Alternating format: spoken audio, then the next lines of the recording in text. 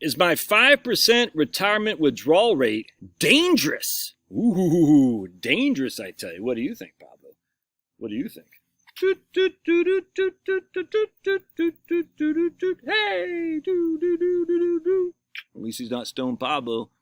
All right, so I was Googling myself, actually. So what I was doing, I was working out. After I got done smoking my Liam in basketball, I hit a freaking fadeaway. I was up 17-6. He came back to tie it at 19-19 and 21. He missed his 2 foul shots to win the game. I got the ball. I cleared it. Did a juke. Fadeaway. Right in the net. I didn't think it was going to hit. It did. I said, yes, because if I missed that, I think I would have lost. But anyway, so your old buddy Josh still got it. Now, he beats me a lot more than I beat him. I tried, dude. I just can't hit my freaking jumps, man. I can't hit my jump shot. And then and he's a little bit taller than me too. He's got long arms like his mom. He's got long legs and long arms like his mom.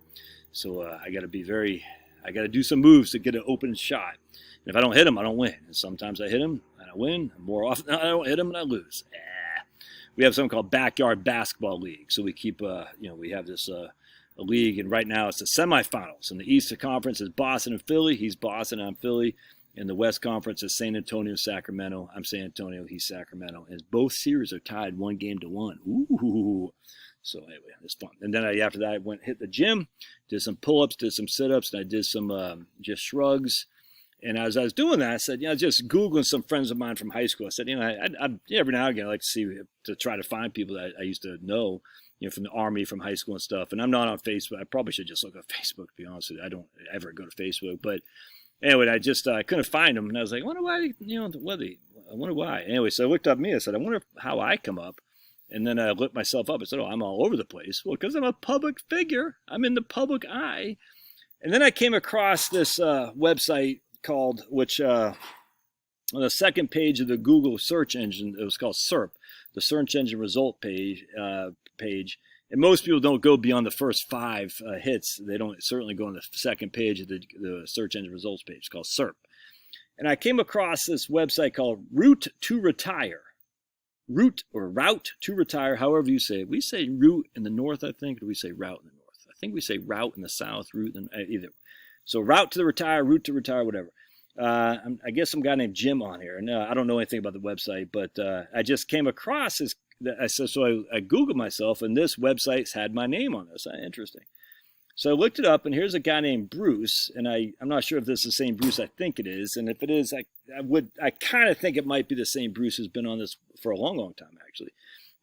If this is the same Bruce, I got lots of Bruces I come across, but there's one Bruce in particular who's kind of a worrier, if that makes sense, and I just, and I'm not sure if this is the same guy or not, but anyway, so he had commented. He says, I'm a fan of Josh Scanlon and his YouTube channel, except for 2 things in particular. This one where he pushes a 5% withdrawal rate. Bruce, I don't push anything. I suggest. I literally don't push anything. Pushing sounds like you're a freaking drug dealer. I'm your pusher. I'm not a pusher. I suggest. A 5% withdrawal rate. And the other is, you don't need $1 million to retire. You can do it on less than $500,000. And Bruce then goes on to chastise me in some regards, saying, I think he's doing this to garner a higher volume of viewers through his message. However, as he is a CFP, I feel this information is inherently dangerous. Why would you want your clients to ride the edge all the time? All right, so Bruce is a worrier, so he might be riding the edge, but he doesn't know what my clients are. He doesn't know anything about me or who I deal with. So if Bruce is riding the edge, because Bruce is inherently a worrier, and such, he says, why would you want your clients to ride the edge all the time? That's why most CFPs give a higher number to shoot for, so retirees don't have to be riding the edge all the time.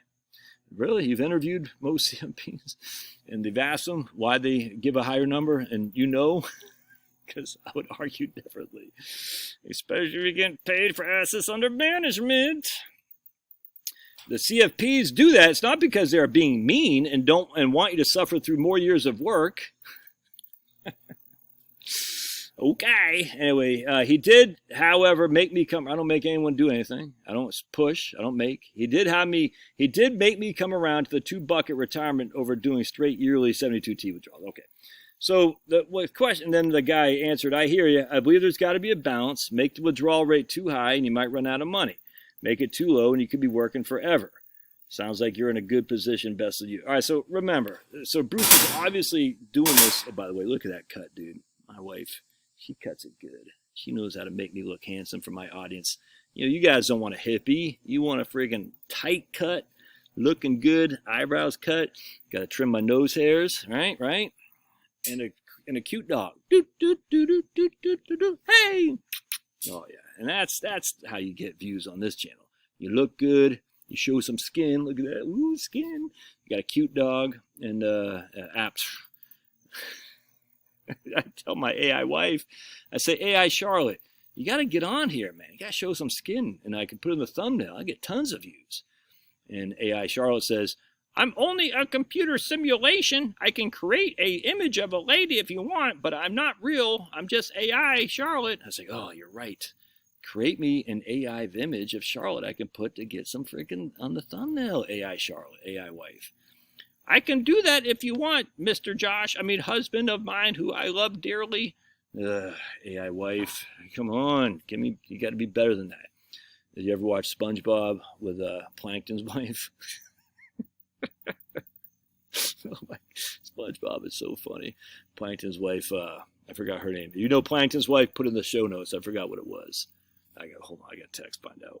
No, I'm not going to text. I want you guys. Put Plankton's wife in the show notes if you know what I'm talking about. Shelly. No, was it Shelly? Anyway. All right, so Bruce, your basis, my inherent danger of the 5% is you're based on the 4% rule. And the problem with the 4% rule, oh my goodness, I don't know how many times I get. Now he had written this back in 2020, so hopefully, 3 years hence, he's come to a better understanding. But I've been doing this since 2018, and it can't be clearer, actually. The 4% rule, the flaw in it isn't that it was calculated incorrectly. That's what made Bill Bengen and then subsequently the Trinity study great, is it did do the 4% rule, how much you would need how much you'd have to need. The maximum you could take without having any years of running out of money over a 30-year time frame. All right, is based on historical rates of return, a 60-40 portfolio, stocks and bonds. And the 60-40 was large cap stocks and 40% treasury bonds. The drawback with the 4% rule, the fundamental flaw, because everything is based on this, is what? There you go. Is your spending. So the 4% rule assumed your expenditures went up each and every year with inflation. Inflation being the CPI. And it's so freaking stupid. There is no evidence at all that your spending will go up each and every year with CPI. None. Is there anecdote? I guess you could say, well, I have my grandma, and did her spending actually go up each and every year with inflation? And the answer is always, unequivocally, no. What they'll say is, well, no, but then she had a healthcare issue. Okay, healthcare issue is different. We're talking spending on a regular basis. Is there any evidence at all there, Brucey Bruce, that your expenditures go up each and every year with inflation? And the answer is no, there isn't any. It's silly. This is not debatable anymore. It's so old and so just, it's not debatable, all right? So now, because that's not debatable, it's not. Then you can say, well, how about healthcare costs? And I hit you with a freaking hammerhead. I say, well, the issue with healthcare costs is what? What's the evidence that the majority, if not the vast majority of people are going to have significant healthcare costs, i.e. long-term care? And it's not there. It's just not. But the Fidelity study, I'm not going to dive into that here because we're already 8 minutes into this, 9 minutes into this. But stop.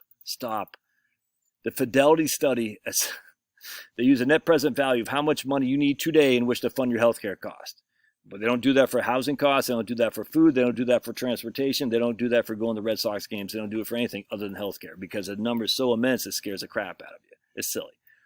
But and then it's not even including long-term care. But what about long-term care? I just did a video on this last week or 2 weeks ago saying the vast majority of people have no significant long-term care cost. It's just a fact, a jack.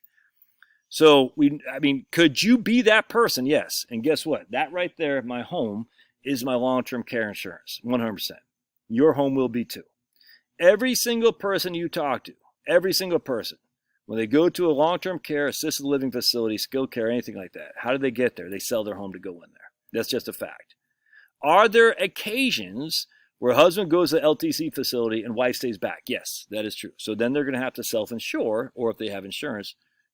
You doing okay there, big guy? He's drinking the pool water. We got salt water. It's weird. He usually doesn't go near the water.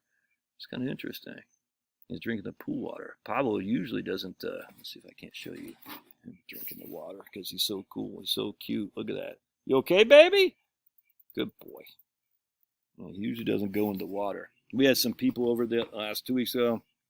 The people that we gave the that Nissan, the Honda Odyssey to, who adopted her sister. Her sister died delivering a baby, and she adopted her sister's children. And it sucked, dude, because we hadn't had rain like in 2 weeks, and they brought all the kids over here, and they're all, in the pool, and it was fun. I loved it. It was great. And 30 minutes in, the freaking thunder and rain came, and it sucked, dude. I was like, man. And then, by then everyone got out. They dried off when the rain, about an hour later, and we had, cooked a barbecue and whatnot, all done eating, and then the rain stopped and it went back to sunny again. And we haven't had any. We had a little bit of rain a couple of days after that, but that was it. I said, man, the one time we got rain is when we had these people over, these kids who don't have a pool, and they just it just stunk. I was like, man, come on. But we still had fun. We had ping pong. We were doing things inside, foosball stuff. But so disappointing. And so anyway, the pool. People say, but your pool's not an investment. Yeah, no one ever said it was an investment there. Whoever was it, Alberto, who said that? He's not on the channel anymore because he doesn't like my take on reverse mortgages. The pool's not an investment. Okay, the pool's fun. If I want to invest in my fund, it's certainly an investment. What? Oh, no. Hey, no, you're not supposed to. Oh boy, he's not supposed to be running. Finnegan, because he's limping. I took him to the vet the other day. He said you got to stop him from running. And so Finn, come here, baby.